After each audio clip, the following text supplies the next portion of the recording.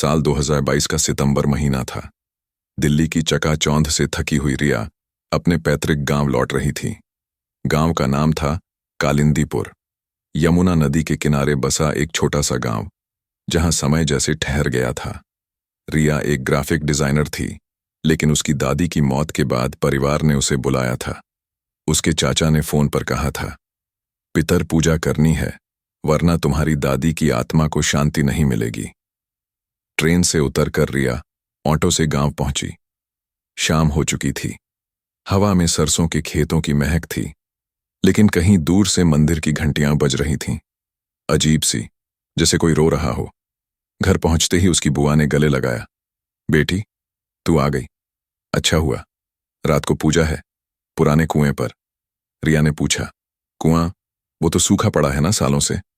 बुआ ने सिर हिलाया, लेकिन आंखें नीची कर लीं। गांव में उनका घर एक पुरानी हवेली थी, लकड़ी के दरवाजे जिन पर नक्काशी थी, लेकिन दीवारें फटी हुई। रात का खाना खाकर रिया सोने चली गई, लेकिन नींद में उसे सपना आया।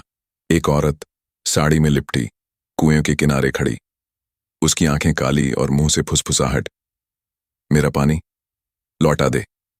रिया घबराकर जागी। कमरे में अंधेरा था, लेकिन खिड़की से चांद की रोशनी आ रही थी। उसने घड़ी में समय देखा तो सुबह के 3 बज रहे थे। बाहर से कोई आवाज आई, जैसे कोई चूड़ियां खनक रही हों। वह उठी और बालकनी में गई।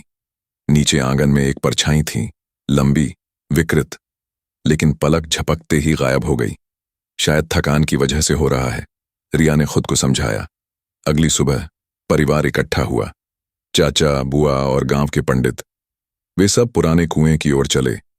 कुआं गांव के बाहर था, घने आम के पेड़ों के बीच, चारों तरफ जंगली झाड़ियां और हवा में अजीब सी ठंडक। पंडित ने मंत्र पढ़ना शुरू किया। रिया को लगा जैसे कुएं से पानी की छपछपाहट आ रही हो, जबकि वो सूखा था। पूजा के दौरान रिया ने कुएं में झांका। अंदर अंधेरा, लेकिन गहराई में कुछ चमका, जैसे आंखें। वह पीछे हटी। पूजा खत्म होते ही बुआ ने कहा, ये कुआं हमारे पूर्वजों का है, लेकिन एक श्राप है। रिया ने पूछा, कैसा श्राप? चाचा ने रोक दिया, बात पुरानी है, मत खोदो। शाम को रिया गांव घूमने निकली। एक बूढ़ी औरत मिली, जिसे सब लोग अम्मा कहते थे। उसने बताया, बेटी वो कुआं शापित है। 100 साल पहले तुम्हारे परदादा ने एक विधवा को धोखा दिया। वो औरत थी राधा, गरीब लेकिन सुंदर। परदादा ने उसे प्रेम का झांसा देकर कुएं में धकेल दिया ताकि जमीन हड़प सके।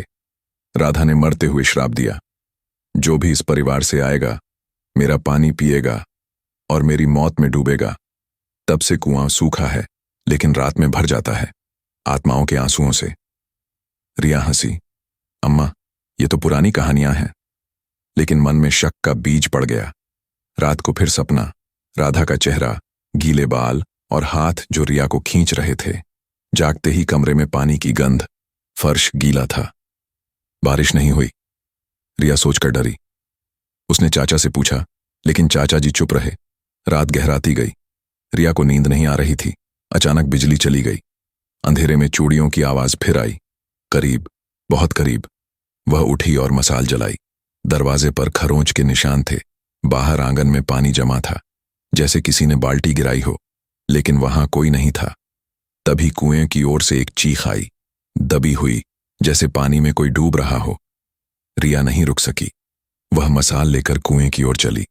रास्ते में पेड़ों की शाखाएं जैसे हाथ फैला रही हों। कुएं पर पहुंचते ही हवा रुक गई। कुआं अब सूखा नहीं था, पानी से भरा हुआ था, चांद की रोशनी में चमकता हुआ।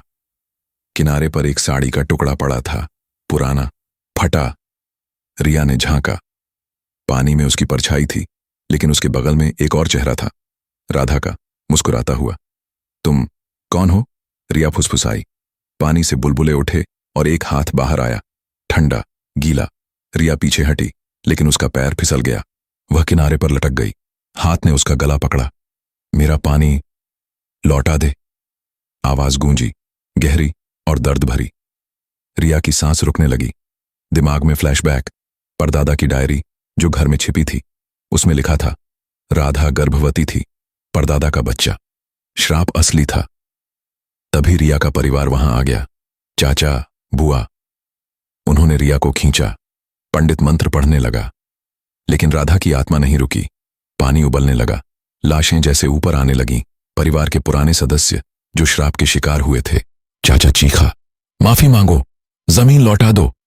रिया ने चिल्लाया, राधा माफ करो, हम तुम्हारी जमीन पर मंदिर बनवा देंगे, तुम्हारी आत्मा को शांति मिल जाएगी। तब जाकर पानी शांत हुआ, हाथ गायब हो गया। लेकिन अचानक एक लहर उठी और राधा का चेहरा उभरा, आंसू बहते रहे। शांति। आखिरकार कुआं फिर सूख गया, परिवार वापस लौटा, लेकिन रिया की आंखों में डर भरा हुआ था। अगली सुबह रिया दिल्ली लौट रही थी। ट्रेन में सोई, लेकिन सपना फिर आया। राधा मुस्कुराते हुए बोली, शुक्रिया, लेकिन श्राप खत्म नहीं हुआ है, अब मैं तुम्हारे अंदर हूं। रिया जागी, पसीने से तर। उसने पानी की बोतल उठाई, लेकिन गंध वहीं, कुएं की। उसकी आंखों में प्रतिबिंब, राधा की आंखें। गांव छूट गया, लेकिन श्राप शहर पहुंच गया। हर पानी की बूंद में एक फुसफुसाहट थी। आपको यदि हमारी कहानी अच्छी लगी हो तो कमेंट करें, वीडियो को लाइक, शेयर और चैनल को सब्सक्राइब जरूर करें। यदि आपके पास भी कोई सच्ची कहानी या घटना हो तो उसे हमारे साथ शेयर करें, हम उसे जरूर सुनाएंगे।